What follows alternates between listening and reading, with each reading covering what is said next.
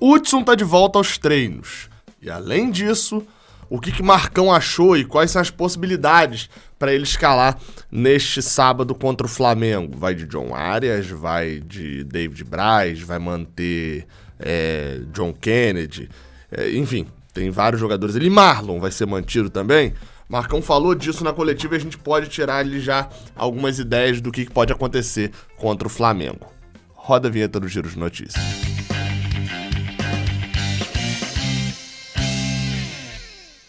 Seja bem-vindo, você guerreiro de todo o Brasil e de todo mundo. Aqui é o canal Raiz Tricolor. Eu sou o Gabriel Amaral, sou jornalista por formação, sou tricolor de coração.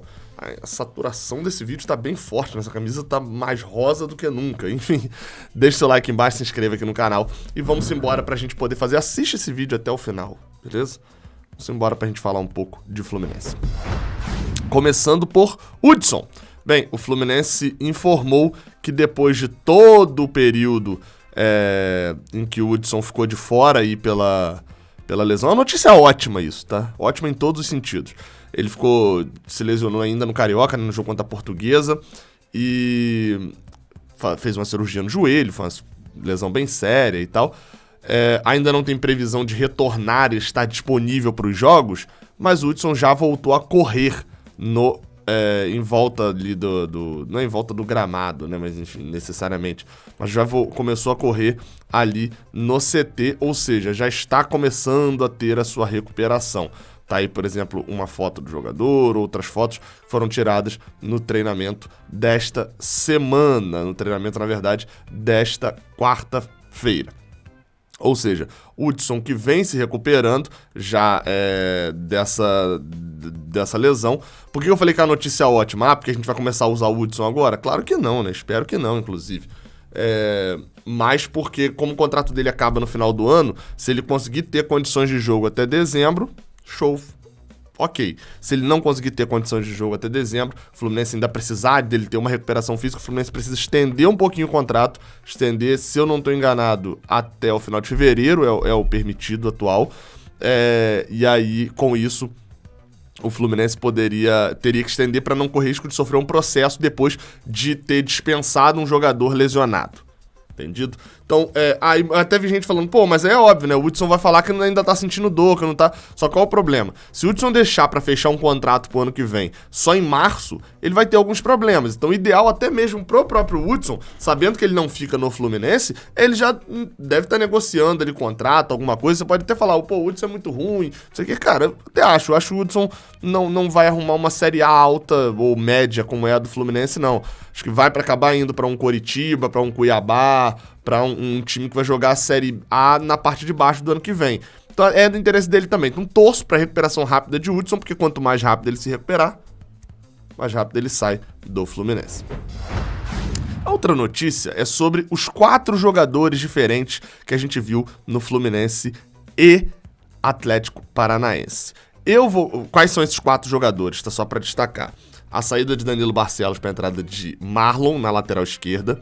A saída de Nonato ou Martinelli, escolha um dos dois, para a entrada de John Arias no meio, atrasando Iago, adiantando John Arias. A saída na zaga de Lucas Claro, na teoria, ou a não volta de Lucas Claro para a entrada de David Braz na zaga. E a saída de Bobadilla para a entrada de John Kennedy no ataque. Bem, Marcão deu entrevista coletiva e essa entrevista coletiva dele já dá algumas pistas do que ele deve utilizar no próximo jogo e por que houve cada mudança. Vamos ouvir o que ele falou sobre cada jogador. Foi uma pergunta da Paula Carvalho, que já pediu para ele explicar ali logo sobre os jogadores. Vamos ouvir o que o Marcão falou e a gente vai pontuando do que deve acontecer para o jogo contra o Flamengo neste sábado. É um jogo que a gente precisava daquele homem de característica, isso falando do Arias. A gente colocou esse John Arias dentro para a gente tentar furar aquela segunda linha do Atlético, que eles jogam com esses homens, 2 volantes por dentro, para a gente ter superioridade e um jogador com característica de fazer o giro e fazer essa infiltração, até um passe preciso para os nossos homens de frente. Por isso que a gente optou por ele, a gente gostou das ações deles, desse atleta em especial. No segundo tempo a gente achou que diminuiu um pouquinho a intensidade. A gente optou por mudar para preservá-lo também, até a parte física, mas acredito que tem muito para nos ajudar. O Marlon foi um jogo... Então, aqui sobre John Arias, tá? Qual que é a questão de John Arias? John Arias não foi bem. Marcão, obviamente, vai falar ali, não, desgostou e tal. Não foi bem. Mas ter colocado John Arias nesse jogo é a explicação mais técnica dele. Porque é o que ele fala do estilo de jogo do Atlético Paranaense, de como eles jogavam na marcação, de como colocar John Arias, etc, etc. Ou seja, não é uma garantia de que John Arias jogará contra o Flamengo, mas se continuará como titular, né? Mas é um indicativo de mudança por questão técnica, né? Ele abriu mão, ele já vinha falando de abrir mão dos 3 volantes e começar a jogar num 4-4-2, que foi a forma como ele jogou. Se você for ver leituras de que Marcão jogou no 4-1-4-1 ou no 4-3-3, etc., e isso não é o fato ali, quando você vê os posicionamentos em campo. Ele tá jogando com Luca e Luiz Henrique não. Luiz Henrique era no final do ano passado. Com Luiz Henrique e Caio Paulista na marcação, recuando e fechando 2 linhas de 4, a linha de 4 da defesa e a outra linha de 4, e 2 na frente, que foram John Kennedy e John Arias. Ou seja, ele tá jogando na marcação no 4-4-2. E a entrada de John Arias facilitou isso, porque ele adiantar Iago para essa posição, de fato, não teria como. Iago não tem essa característica, até falou também na coletiva nessa semana, que não tem a característica de jogar de costas para os zagueiros. Receber a bola de costas ali na entrada da área. Ele tem característica de receber a bola vindo mais de trás. Ou seja, acho que é bem difícil de que John Arias saia do time para o jogo contra o Flamengo. Mas vamos ouvir, agora ele vai falar de Marlon. Muito seguro. Deixa eu voltar. Mudar para preservá-lo também, tem a parte física, mas acredito que tem muito para nos ajudar. O Marlon foi um jogo muito seguro, não vinha muito tempo de inativo, mas já vinha treinando muito bem. Teve a oportunidade hoje de fazer um jogo seguro e nos ajudar com as suas ações ali pelo lado. Marcou bem, fechou bem a linha, fechou bem os espaços. Na hora que, ofensivamente falando, ele fez algumas investidas por dentro, que é interessante para a gente também. Muito seguro. E o John, que a gente... Antes agora, então, falando de Marlon. Marlon foi um jogador que teve um problema seríssimo físico, né? Ele até depois falou sobre a questão do físico. Ele deu uma declaração que eu sabia que não suportaria jogar os 90 minutos, no mais alto nível. Então tentei dosar o máximo possível. Até tinha avisado para o pessoal do banco que estava sentindo um pouco de cãibra, mas o Iago teve um problema e teve que sair. E depois teve o lance do Nino. E aí acabei ficando um pouco mais no sacrifício, mais posicionado.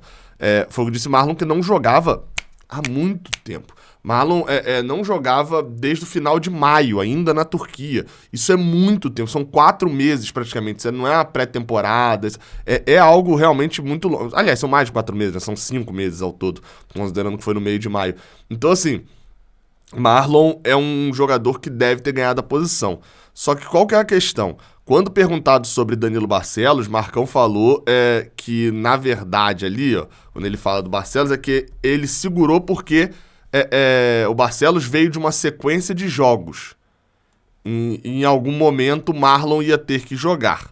A referência é treino, jogo. O que estiver produzindo, pedindo passagem, a gente tem que ter a sensibilidade para ver o melhor momento para inserir os atletas. Ou seja, eu fiquei na dúvida se ele falou essa questão de Danilo Barcelos, sobre ele vir de uma sequência, ele vai falar ali daqui a pouco e tal, sobre vir de uma sequência de jogos também, se não era ele falando que estava poupando Danilo Barcelos. Mas eu acho que, na verdade, o que ele fez foi poupar Danilo Barcelos das críticas, né? Porque poupou o jogador, não é que eu tirei ele porque ele estava mal. Eu tirei porque ele vinha de uma sequência complicada, aí eu botei Marlon pra jogar. E aí agora ele me agradou e eu vou manter Marlon titular. Basicamente me pareceu isso. Marlon, acredito que seja mantido contra o Flamengo. Esse problema físico tem que ser resolvido, porque o Flamengo vai forçar muito pelas laterais também em cima do Fluminense.